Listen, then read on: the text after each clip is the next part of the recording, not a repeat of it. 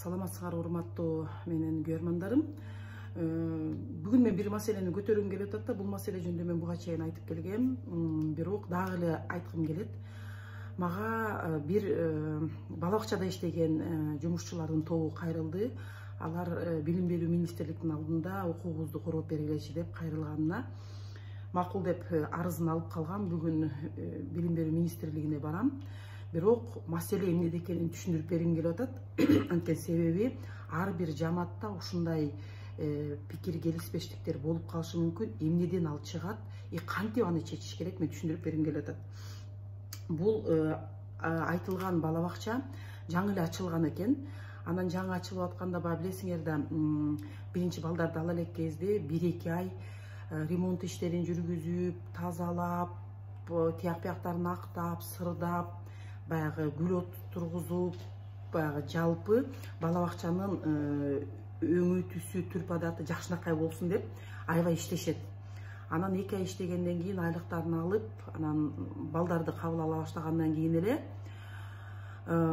жетекчи мынтип айтат экен да, бул бюджеттик мекеме болгондон кийин мына азыр балдарды ала баштадык, жумуш ушул күндөн башталат деп эсептелинет. Мындан мурунку алган 2 айыңардын айлыгын кайра кайтарып бергиле, биз ушундан баштап төлөй баштайбыз. А эгер антип кайтарып бербейм дей турган болсоңуздар, анда биз силерди жумуштан кетиребиз дейт. Эмне себептен мында маселе бар? Урматтуу кыргызстандыктар, ар бир мен мына жерге коюп силерге жазып бергенге аракеттенем. Маселе мында болуп атат да. Биз дайыма айтып келебиз. Башкаруу системасын тети ылдый жакка чейин кетириш керек. Анткени себеби бала бакчада болобу, мектепте болобу, жанагы ФАП деп коет бизде, айылдардагы кичике больницада, милисада, айыл өкмөттө болобу, ар бир мекеме башкарганга укук алыш керек. А башкаруу деген эмне? Бул акча. Мисалы үчүн үй бүлөдө деле акчаны ким кармаса, ошол башкаруучу болуп саналат да. Мисалы үчүн кээ бир үй бүлөдө балдары бир нерсе алам десе, бар атаңан барып сура дейт. Анткени үйдө кошелекту акчаны атасы кармаган болот. Тескеринче кээ бир үй бүлөлөрдө апасы кармайт дагы, атасы эми апаңардан сурагыла, кошелек ошондо эмеспи деп тамашага салып, апасынан суратып коюшат. Мамлекетте деле кудум эле ушул ситуацияда. Эгер финансы, каражат берилсе, ошол каражаттын көлөмүндө ушул жердеги жетекчи ушул акчаны кандай бир башкарууга ээ болсо, анда бул башкарып атат. Ушул жетекчиден биз сурашыбыз керек. Эмне үчүн бул ишкана натыйжалуу болбой атат депчи. Бүгүнкү күндө Кыргыз Республикасында кандай болуп атат? Мектеп болобу, башка лицей болобу, тиги бала бакча болобу, жетекчилер башкарбайт. Анткени себеби биздин финансы министрлик бул мекеменин айлыгын, социалдык фондко төлөмүн, балдардын тамак ашын, кичине мындай түздөгөнгө ремонт деп ар бир акчасын тыйынына чейин мындай белгилеп, пландаштырып туруп берип коет.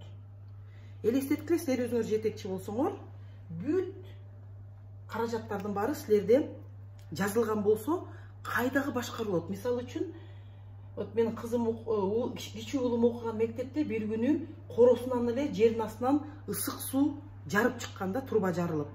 Өйдө жака чейин ысык суу жөнү фонтан болуп туруп атат да. Бюджетте андай акча каралган эмес. Эч ким труба жарылат деп пландаштырылган эмес. Ошон үчүн мугалим, директор жанагы биз 450 сомдон ай сайын чогулткан каражаттан дароо эле специалисттерди чакырып, алар келип сууну жабып, ошо жерди казып жердин астынан, анан оңдоп кетишкен да. А элестеткиле, бюджетте эле акча бар болуп, булардын колунда бир тыйын акча жок болсо, бюджетке жазып, бюджет менен бөлүп бергиле дегенде канча деген миң суу, ысык суу жөн эле агып кетмек. Эмне себептен? Анткени себеби булардын колунда эч кандай бийлик жок.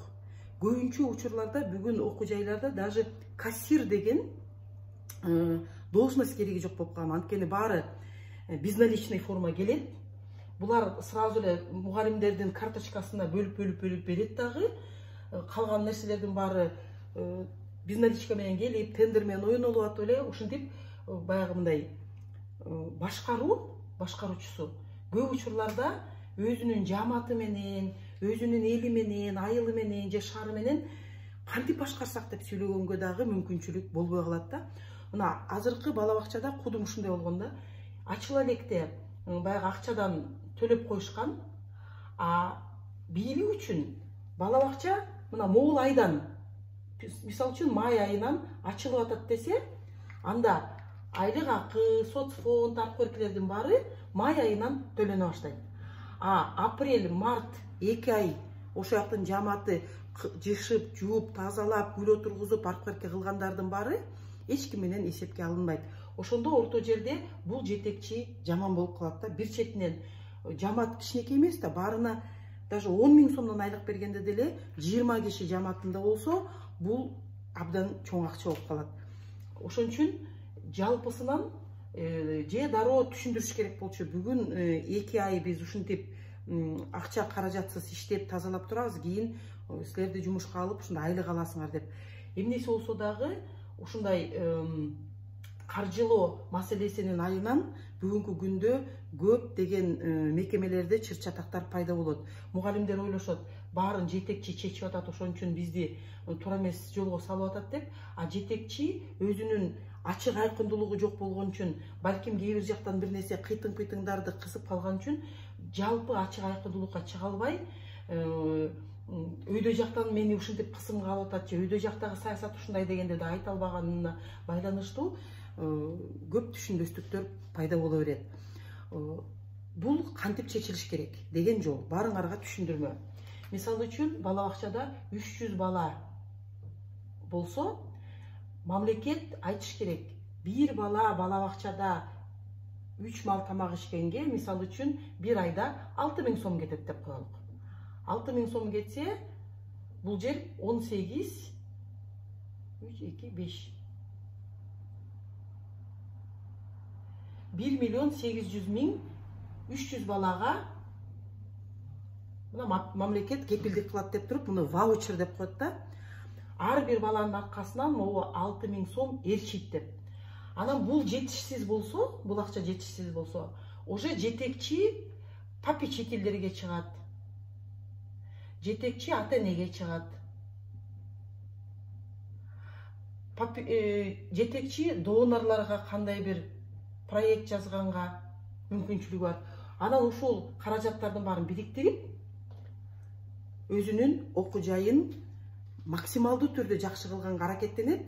Ошондо бул окуу жайда жакшы мугалимдер бар, жакшы тарбияланат, условиялары жакшы деген баягы эме тарайт да, сөз тарагандан кийин 300дөн дагы ашык кишилер келебиз деп, баягы мен ата-энелерге кандай бир кошумча төлөм коюлса, мен ушул кошумча төлөмдү деле төлөп бергенге даярмын. Менин балам ушул бала бакчага барса экен деп өнүгүүгө жолго түшөт да. Ошондо бюджеттин акчасынан сырткары ар бир жетекчиге башка булактардан акча чогултканды жол берип, ал акчалардын баарын мыйзамдаштырып, анан ачык айкындуулук сайтка илип же бир жерге илип, ай сайын биздин каражат каяка коротуп атканын ачык талкуулап, ачык жамааты менен сүйлөшүп, бул айда көбүрөөк акчаны буга коротуп коелук, эмки айда бул жагын жамайлык деп турса, эч качан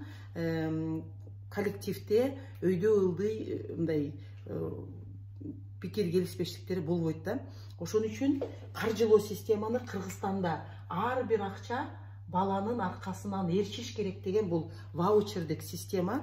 Минфин баягы илгерки смета менен эле кимге канча акча бериш керек деп тетиги элестеткиле, эми Минфин жалгыз тетиги борбордо отурат. Ошентип бүт айылдардын, айыл өкмөттөрдү, шаарларды, айыл өкмөттөрдөгү бала бакчаларды, лицейлерди, милицияларды бүт баарын ушинтип тескейт да.